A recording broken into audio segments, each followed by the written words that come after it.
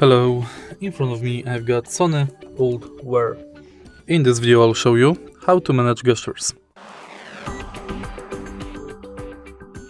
In the beginning, take a look at the right and left earbud. Right here we've got the touch control panels. Tap twice to play pause.